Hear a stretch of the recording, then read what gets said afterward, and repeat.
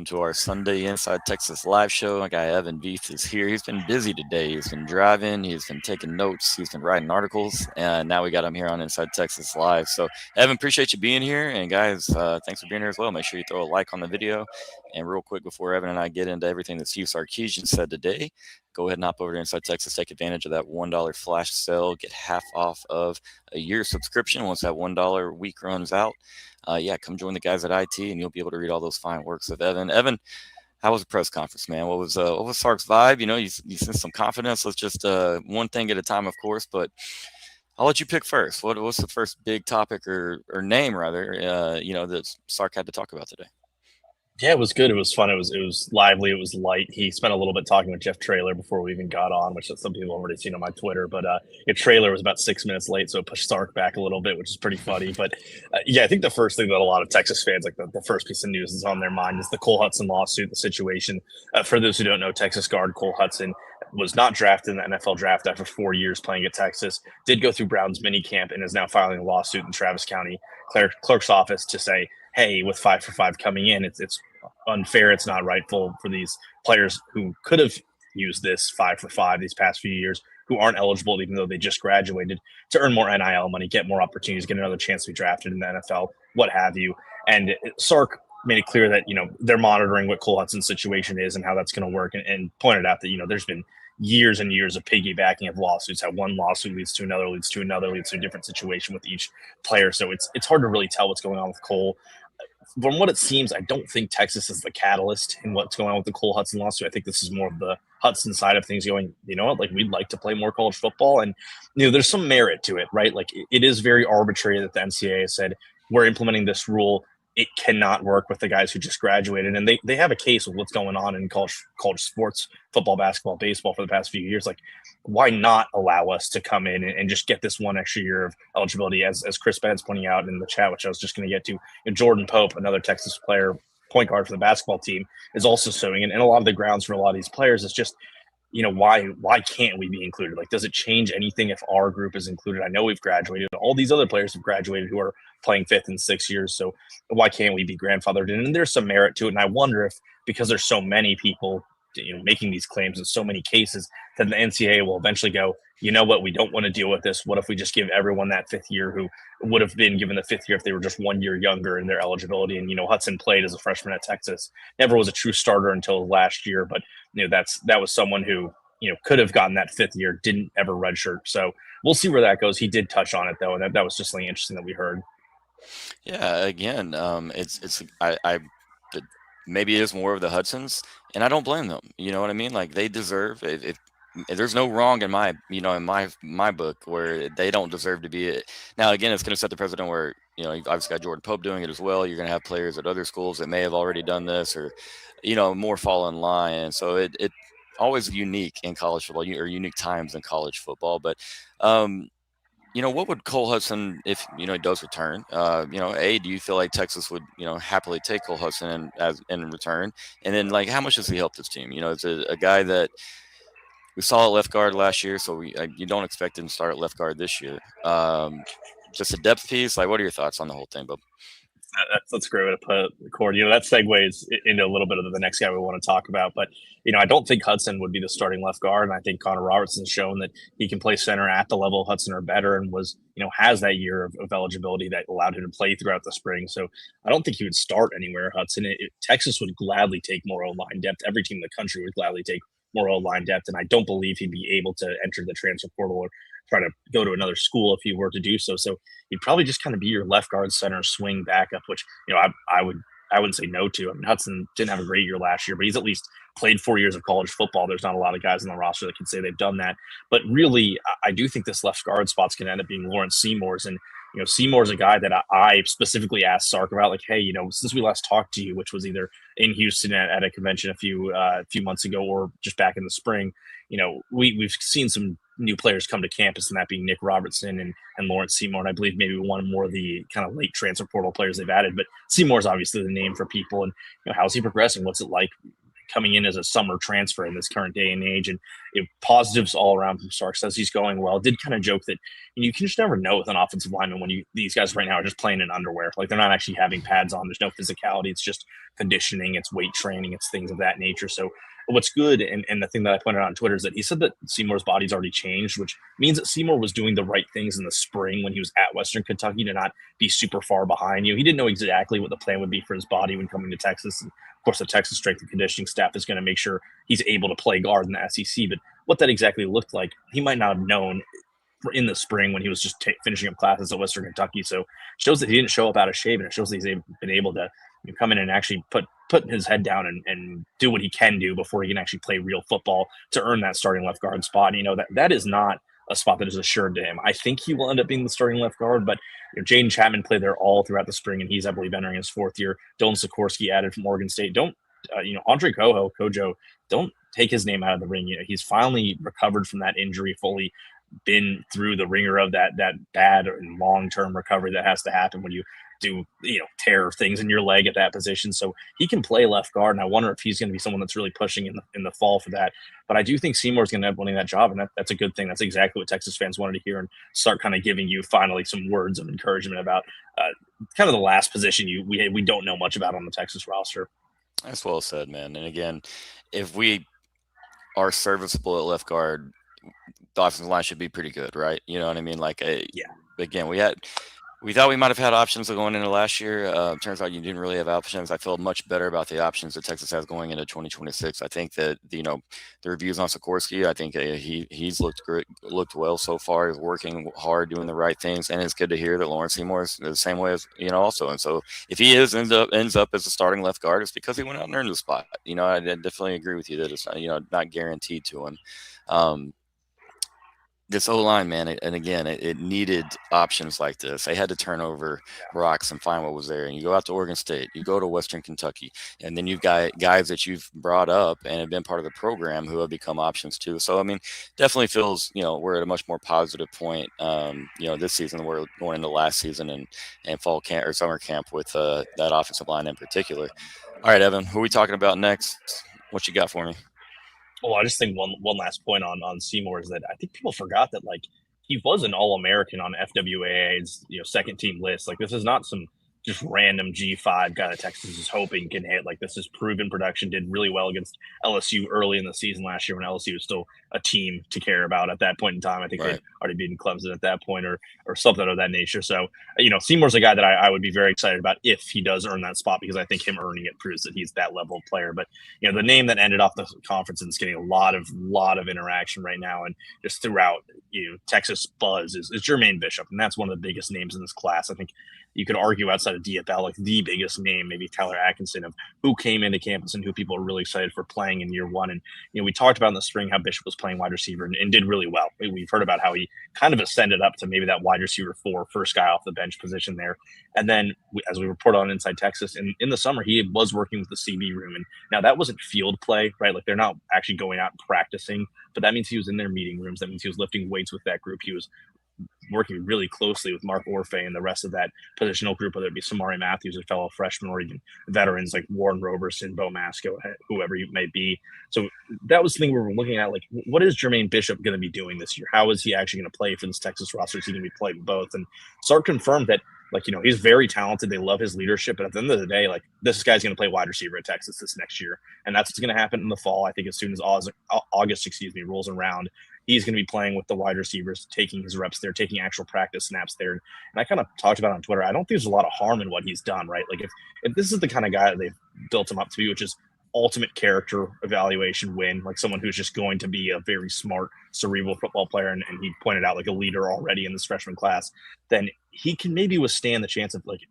he loses a little bit not playing wide receiver in that summer, but it's not like he's playing any position. He's just lifting weights and going to meetings. So right. I think Bishop's going to be a guy who's really going to spark this offense at certain times in the year. He will be playing wide receiver, and there's a very interesting comparison that Sark made. We've documented a lot of John Ross and Adoree Jackson as players who worked under Sark, who played both wide receiver and cornerback.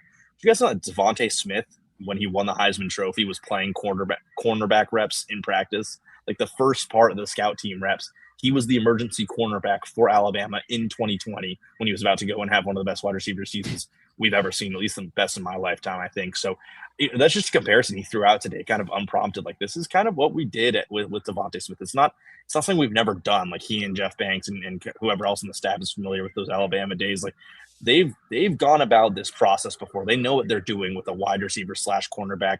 They promised Bishop, maybe promise isn't the word, but they told Bishop in his recruitment, like, we're going to give you the chance to play both sides. We'll at least test you on both sides of things. But I do think wide receiver is his best position and where he should stick for the Longhorns, at least as a freshman. He was just so elite, and again, he was elite defensively in high school. But man, just such a special skill set that I think can help Texas, like you said, Evan, in 2026 as a freshman. Yeah. I think he has that potential. And again, maybe you see a vision for him on defense. Well, I don't care. I'm throwing all that out the window. I'm an offensive guy. I want Jermaine on offense. I'm glad to hear Sark's going to feel that way too. Man, the hype around Jermaine is really special. You remember a Texas player coming in their freshman year that had quite the hype that Jermaine does?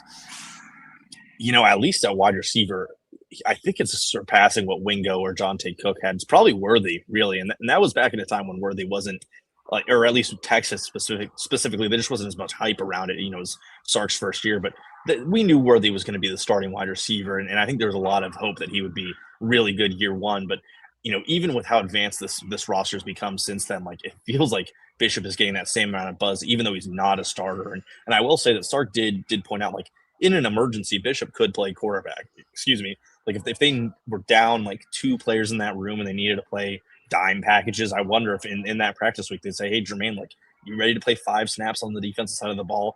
I think that would be pretty interesting. Probably not a good look for the Longhorns if they have to go to that spot, but they're just ready to use him. You can really tell that Sark just wants to find ways to get this guy on the field. That might be in punt return too. We'll see if, like, in the out of conference they'll give him a snap or two there at kick return. But as for overall freshman, I think Colin Simmons in the last few years is the one that's really brought the most hype and the most hope for who they could be as a true freshman in their first year. But I think Bishop's right up there, as you're pointing out. Yeah, I mean, it's up there. I feel like, to me, the hype it's unmatched. But I don't know. Again, I feel like I'm a little biased here, because I do love the game. Real quick, guys, we're going to hear from Andre the lawyer, and we'll be right back. Texans know when you're injured, there's one name that gets results: Andre the lawyer. Trust the team that has secured millions for their clients and helped thousands of Texans win their injury cases. Car wrecks, slip and falls, 18-wheeler accidents, on-the-job injuries, wrongful deaths. Don't let the insurance companies tell you what your claim is worth. Andre the lawyer will fight for you. His principal office is in Dallas, but they serve Texans throughout the state. So don't wait. Call 214-444-8808. That's 214-444-8808. Contact info is in the description. Alrighty, guys, welcome back. Chris asking how's Tampa. Tampa's been great, man. It's been pretty rainy the last couple of days, but flag football's gone really, really well. We got to get back out there and compete. It's fun. It's intense. It's kind of been eye-opening for our girls, but it's been a lot of fun. Evan and I, eventually, it's finally happening. He's not going to be able to run for me for much longer. Here in like 72 hours, Evan's flying over. We're covering SEC Media Days together. I'll provide coverage from the first couple of sessions. I mean, Texas doesn't go until we go dead last, right, Evan? Thursday? Yeah, I think it's either the last or second to last. Yeah, for us. So Evan and I will both be over in Tampa. I believe Ian is coming as well, and so we'll be sharing all the good stuff over at Inside Texas. Not just from Sark, but from all the interesting takes and opinions and comments coming out of Tampa here for SEC Media Days. I'm excited, Evan. It's going to be Evan's first SEC Media Days, correct?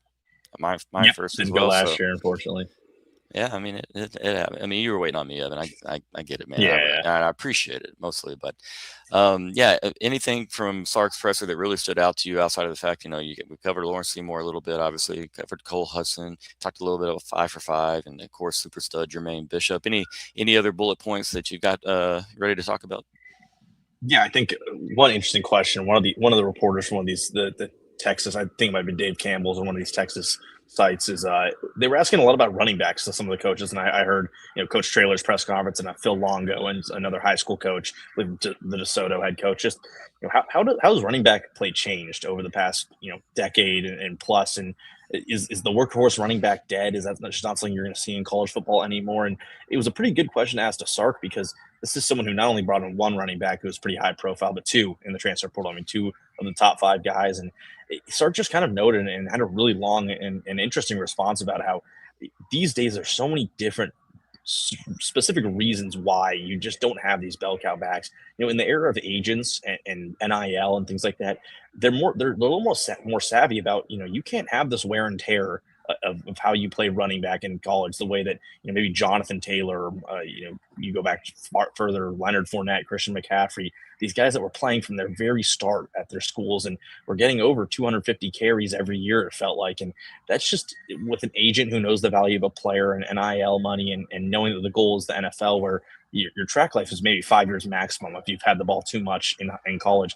They don't want players who are bell cows anymore. They don't want these agents don't want their guys to be taking this many carries. And it makes sense when you're looking at how Texas got both Hollywood Smothers and Raleek Brown. It's like, both of them, no matter where they would have gone, probably would have had to be in some sort of committee, right? Like Raleek Brown had Udo with him last year, and Smothers had a little more of the lion's share of his carries, I believe. But either way, like no matter what, if they were going to advance up into SEC level player or top tier Big Ten teams, they were going to have to share some carries. And it could have been Daniel Hill at Alabama with Smothers if he ended up going there. And if Brown had come to Texas, maybe it's Trey Wisner or Christian Clark and stuck around, and those guys would have kept carries with him. And that's part of how, I think Texas was able to pitch both of them to come to the Longhorns to play for them next year in tandem, when they could have easily gone, maybe even gotten more NIL at 2 separate schools. So I just thought that was interesting. You pointed out that in high school now, like if you're 6'2", 220 pounds, like you aren't the team's running back anymore like you were in the 2000s. You're their edge rusher going to get the passer. You're their H-back tight end. Like you think of Michael Terry, who now is playing running back in Texas. So, there's not a Najee Harris that he can utilize. And I think there's only about 3 to 5 running backs in college football this year where I look and I go, they're just going to take pretty much every carry for this team, and their team will be centered around this one player taking as many touches in this game as possible. And you don't expect that at Texas, and I don't think you should expect that at Texas for pretty much the rest of the time that Sark's going to be there, as long as he can recruit that position well.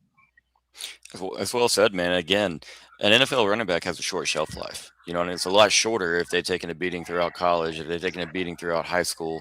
I'm with you, man. I'm on the board the platoon system for running backs. You've seen it a lot in the NFL. It'll be a rotation of, it could be 2, 3, sometimes 4 guys. Like again, maybe it's a pass catching back on third downs. Maybe it's a guy who's better at picking up a blitz on third downs, and utilizing each skill set, and they got to be able to complement each other a little bit. You can do different things, but dude, I was a sophomore in high school, Evan. If you can include the playoffs, we had 2 backs behind me that each ran for 2,000 yards. I'm always big on having a little bit of a thunder and lightning or some type of just change of pace. And again, if you have 2 really skilled guys like Texas is going to have with Hollywood and Raleek, you could do an array of fun things with those 2. You can have them on the field simultaneously. They can obviously spell one another, and then those are, in my opinion, are going to be pretty good, leaders for a young Derek Cooper and other backs to follow and learn things from. So I'm excited for it.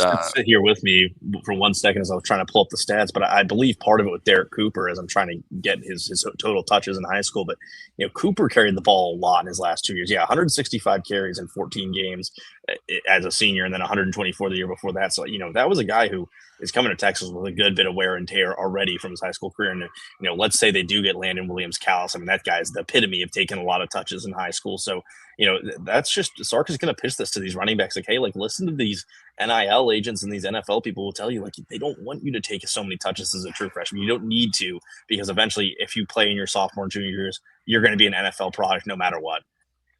Yeah, well said, man. And again, like you said, don't expect it out of Sarkisian as far as just having your every down feature back.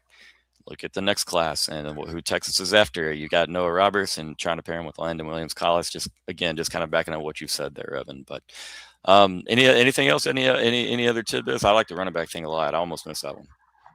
No, I'm trying to think. I mean, he talked a little bit about roster construction and, programs getting older. I think he pointed out that Traylor has the oldest roster in college football. UTSA does. They're at like a 21-year average age, whereas Texas is right at 19. So, there was a little bit of talk about how he addressed the portal a little differently, knew that after last year he needed to make some more veteran adjustments and additions. And I wrote about that this week, and you guys at Inside Texas didn't like it. I don't know why, but I wrote about it this week. I'm like, Texas is young again. They're 4th youngest in the country, but it's a different type of young. They're not young the same way they were last year, where it was inexperienced.